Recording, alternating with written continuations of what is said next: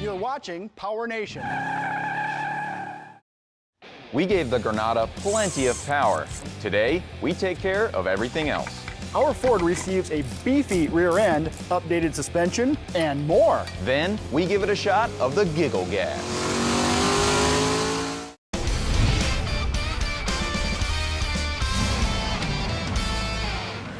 Hey everyone, we are still on our 1977 Ford Granada Ghia project here in Engine Power. This car is coming out great and it is going to be a mean sleeper. To get caught up on what we've done to this car so far, have a look at this.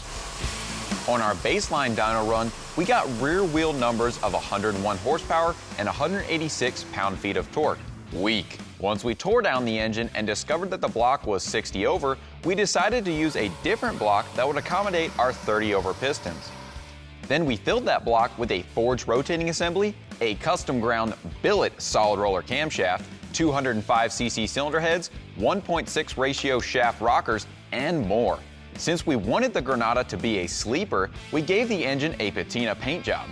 In the dyno cell, the engine was good for a stout 531 horsepower and 443 pound-feet of torque. Next, we modified a set of hooker headers designed for a mid-70s Maverick so they would fit in our Ford. Then we turned our attention to the rest of the car. Since we're making more RPM and more power, we installed an upgraded C4 designed for higher performance applications. We also upgraded the cooling system with an aftermarket radiator and an external transmission cooler. Now, even though we have a ton of stuff already done, it's going to take a lot more to get this thing running and on the road. What do you think? Pitter patter, let's get at her. Heard that before. To free up anything that's stuck, Seafoam Deep Creep Penetrating Lubricant is extensively used.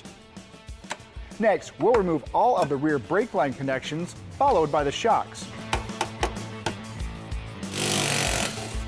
After that, the stock leaf spring nuts are zipped off. Once the mounting hardware is removed, the rear end comes free from the vehicle.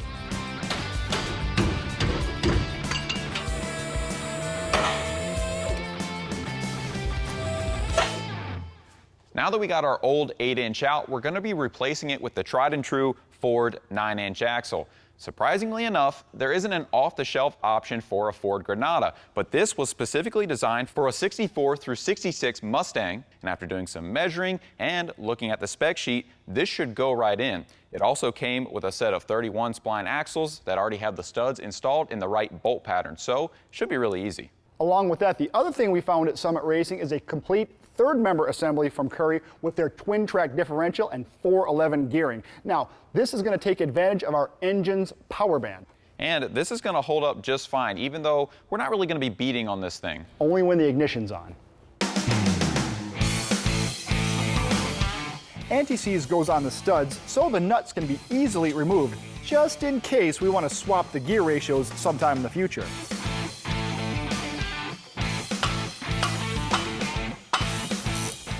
Once the axle shaft is in, the axle retainer, which doubles as the caliper mount, gets tightened up. We opted for a brand new set of leaf springs that are an OEM replacement for the old ones. Instead of the stock lower plate, we're installing a set of Caltracs. This setup helps plant the tires harder at the drag strip, which is almost inevitable for this project. Before we set the rear end on the ground, we'll bolt up a set of wheels and tires from Coker Tire. More on these later. The other half of the Caltracs get mounted to the front of the leaf spring. The provided lubricant keeps things moving freely. I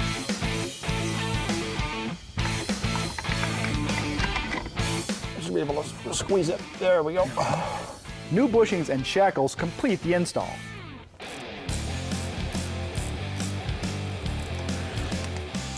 Up next, the Granada gets rear disc brakes, a fuel system upgrade, and new shocks. Then we'll strap it down to the chassis dyno and give it a shot of nitrous.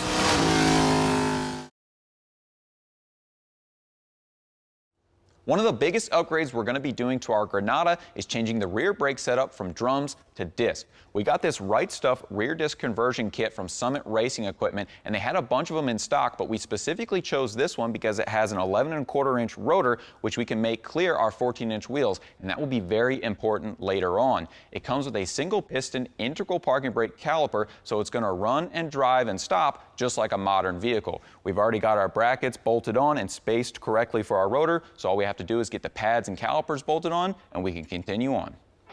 This is a universal kit that comes with everything you need to convert a 9-inch axle to disc brakes. One of the most important steps is making sure that the caliper is positioned correctly on the rotor for proper operation and pad wear.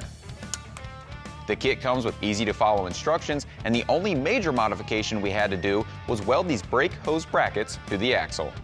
When installing new brake components, it's always a good idea to change out rubber hose connections, since they can cause potential leaks or even restrict fluid flow.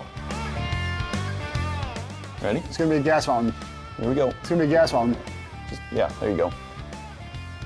Wow, that was really underwhelming. I feel way better now. Yeah, there you go. So there you go. So right here. It's going to come out all of a sudden. Here we go. When working on older vehicles, typically the first thing you will do before you run it is change the fuel tank. When these cars sit around, they will get condensation on the inside, you'll get some corrosion and rust, and that causes all kinds of problems. So we opted to get a brand new tank from rockauto.com. This is a precision-engineered tank that is a 19-gallon replacement for the old 18-gallon one, but it will go right back in where the old one was. It is galvanized material and made to last a lifetime. What we love about rockauto.com is even though we are working on a 1977 Granada, they had what we need to get back on the road. So we're going to take this and get it ready to go back in the car.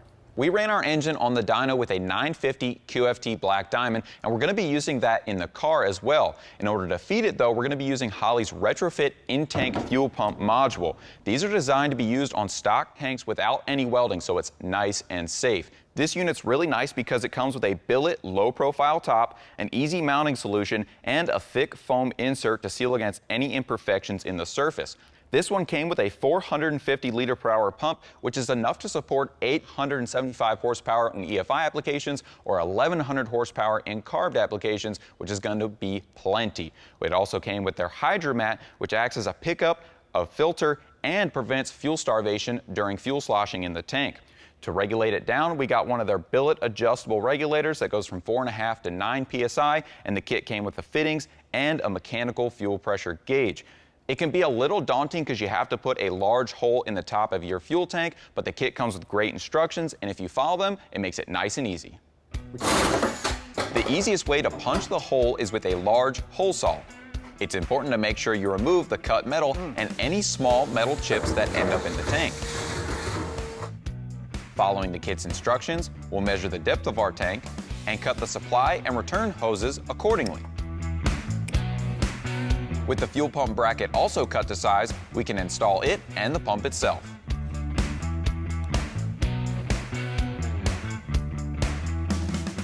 With everything together, the pump is fed into the tank, making sure that the Hydromat is oriented towards the center of the fuel tank. When tightening the mounting screws, the swing-out mounting lugs extend and compress the foam to seal the tank. It doesn't get much easier than that. Dash 6 connections on both the feed and the return are tightened up on the pump. The tank fits like a glove. We even reused the stock straps. Perfect. For the rear shocks, we spec'd out some QA1 double adjustable units that are actually made to fit a Torino, but we flipped them upside down, put on 2-inch extensions, and bolted them in. We had a custom drive shaft made by Precision Shaft Technologies in Clearwater, Florida. It's a steel shaft with a slip yoke and 1330 U-joints. It's built to handle our power level and RPM. Up next, we designed a dual muffler exhaust to keep our Granada relatively quiet.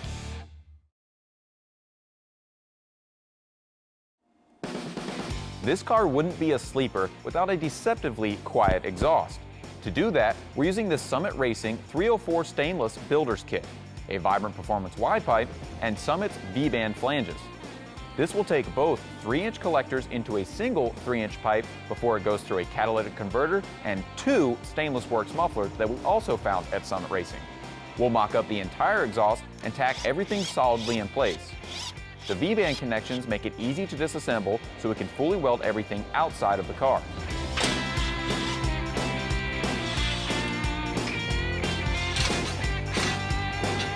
You might be wondering why we're installing a catalytic converter. A, this is a street car. B, we're trying to kill as much noise as possible. This 18-inch long oval muffler and 20-inch long 5-inch round muffler will help with sound control as well. The piece de resistance are the 3-inch Summit Racing electric cutouts that will allow us to uncork it and let it sing with just a flick of a switch. Now that everything is fully welded, we can install the exhaust for real. The exhaust is supported by Summit Racing rubberized hangers. Ooh, that's nice. Oh my. Stainless steel might seem like overkill, but it will last a long time between the frame rails of our Granada. Plus, it just looks awesome. One of the important aspects of our Granada sleeper build is that we wanted it to look as stock as possible, and that meant retain the stock hubcaps. So we had to get a different set of wheels and tires, and we turned to Coker tire for that. We picked up a set of steel Smoothies for the front and the rear, 14x8 here, 14x7 up front. These have 2 bolt patterns, 5x4.5 and 5x4 3/4, depending on what your setup is. These wheels have a 4-inch back spacing, which fits our car perfectly, and the tires, we went with a BF Goodrich Radial TA, P245 60R14 in the rear, and a P205 70R14 in the front.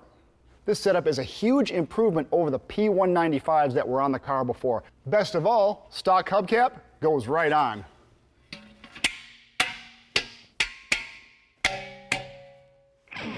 We mounted this MSD start and step retard box inside where the ashtray would go. This allows us to retard timing for starting and have a triggered retard for nitrous. Best of all, it's nice and hidden. The rest of the ignition system consists of an MSD blaster ignition coil and an MSD off-road ignition box. We hid this one underneath the dash to not draw any extra attention. No sleeper would be complete without some sort of nitrous. We picked up an NOS cheater plate system that's adjustable up to 250 horsepower. We've obscured it as much as possible underneath the stock air cleaner. We also tucked away 2 10-pound NOS nitrous bottles in the trunk. In this build, we used a bunch of specialty fasteners from ARP, and what we really appreciate about them is they always include a detailed instruction sheet that tells you exactly how to lubricate and install their fasteners to take advantage of their greatly improved material quality, construction, and clamping ability. As per the instructions, ARP Ultra Torque Lube is directly applied to the threads and to the underhead of the bolt. When installing the washer, it is important that the chamfer faces the underhead of the bolt to clear the bolt's radius. It's also critical that no ARP Ultra Torque gets onto the bottom side of the washer, as it can turn it into a bearing-like surface, causing inaccurate torque readings, which could allow you to over-torque the fastener and damage the threads, or even excessively stretch and/or break it. ARP gives you the ability to run an upgraded fastener in virtually any part of your engine or vehicle. They offer a wide variety of materials, finishes, and sizes depending on your application. Both of the trucks here at PowerNation are diesel powered, and that's a large investment, but is well worth it if you take care of them. And Hot Shot Secret makes that easy with their everyday diesel treatment. This is a 6-in-1 diesel additive that contains their LX4 Lubricity Extreme that helps prevent wear with today's ultra-low sulfur diesel fuels. It also has a cetane improver that can boost cetane numbers up to 7 points, which means more power and increased fuel economy. It prevents sludge and deposit formation, puts protective films on metal surfaces to prevent corrosion, and has a special demulsifier to help disperse water in the fuel system, which can cause rust, microorganism growth in the summertime, and even freezing in the wintertime. And speaking of winter, when it starts getting cold like it is now, we switch over to the Everyday Diesel Treatment Plus Winter Defense.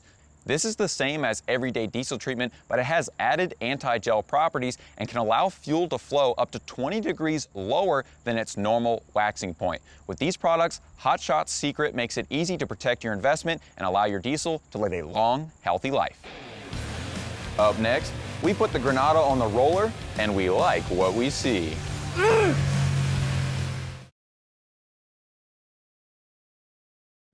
We got our 1977 Ford Granada pretty much finished up and strapped onto the chassis dyno in all of its sleeper gloriousness. If you remember, this engine made 531 horsepower at 7,100 RPM at the crank, but we've added some serious restrictions. Boy, have we ever. We have a mechanical fan on the front, which is great for street driving because it's always pulling air in, but that will kill some power. Also has a 1 5/8 header. On the dyno, it had 1 7/8, so we have some restriction in the exhaust. And speaking of that, now we have a 2-into-1 single exhaust. It has a catalytic converter and 2 mufflers, so that's going to cork it off. Yeah, we're going to see how much it kills, but the good news is it's going to be very quiet, which is going to be great because this is a street car. It's super quiet, and I can't wait because I can still play the 8-track player and hear it. All right. All right. I think we're good.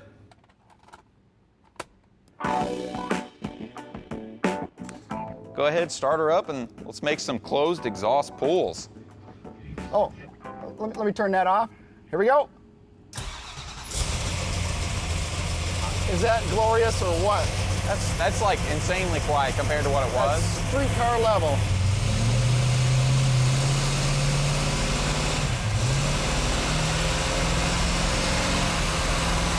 Okay, there's high gear. All right. Are you ready?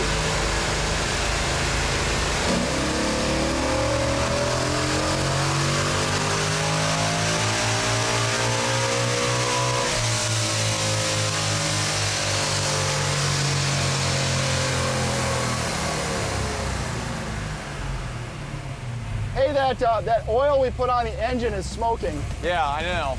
That's not bad. 324 and 288 pound-feet. So that is a giant power suck right there. 324. That's a lot. Wow. Wow, that killed it. Not even gonna shut it off. We're gonna open the headers and make another pull. Heck yeah.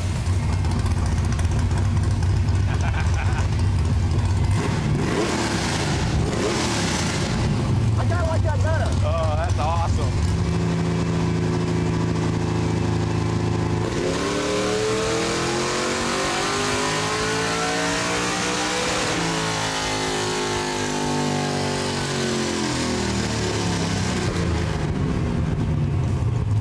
That's a huge difference.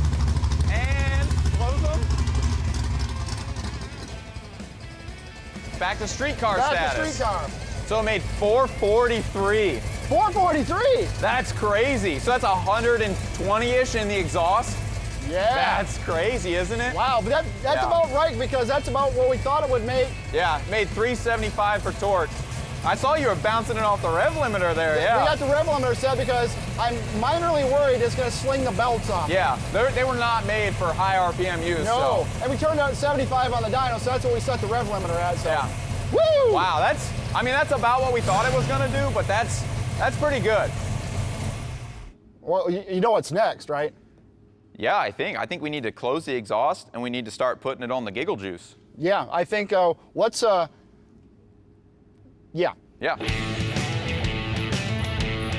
Nitrous, rule of thumb is you pull 1 degree of timing per 50 horse Yeah. of nitrous. I was just gonna do a 100 shot on this one, but I did 125 just to say we did 125. Just to be safe, yeah. Just to be safe. So what we're gonna do is, by rights, we should take about 4 degrees of timing out of it, or 5 degrees of timing.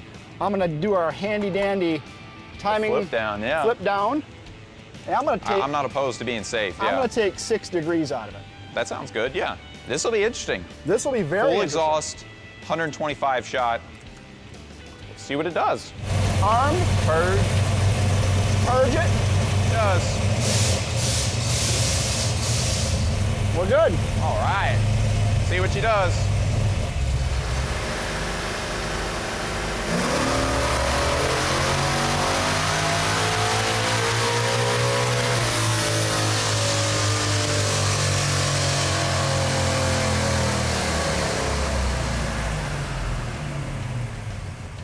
416 horsepower and 366 pound-feet. So that's about right. You know, being conservative on the timing means we're probably not going to get the full 125. And also it's diminishing return with the full exhaust. So, so that's pretty good. I mean, that's not bad.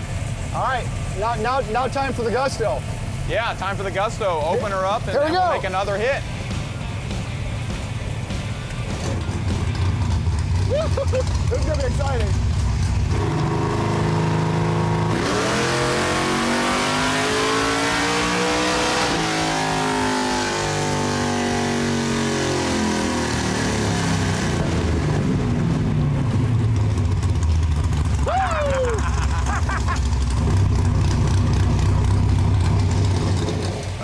That's awesome. 537 horsepower and 433 pound-feet, which that is nasty. is freaking sweet, right? I mean, we kind of set this arbitrary goal of 500 at the wheel. Like, what would be cool in like a street car that maybe if you ever, you know, took it to the strip?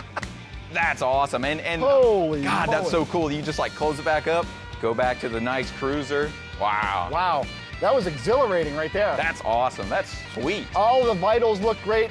It's nice because we have the Holley dash in there, right? We put that in there. Yeah. That's the only thing that makes the interior not look stock, right? Yeah, I think be able to use the standalone harness and just put the sensors in the engine, being able to have accurate data is awesome. That looked great. Everything looked great. Yeah. It zinged through the pole like I knew it was gonna. Yeah, I mean, the AFRs were right on. Fuel pressure was good. Heck yeah. Man, that's so cool. Man, that is All a right. success right there. I think we need to check plugs, unstrap this thing, and go give it a cruise. we need to go take this for a cruise. Yeah. To see more of our sleeper Granada or any of the other cool projects we do, go check out our website.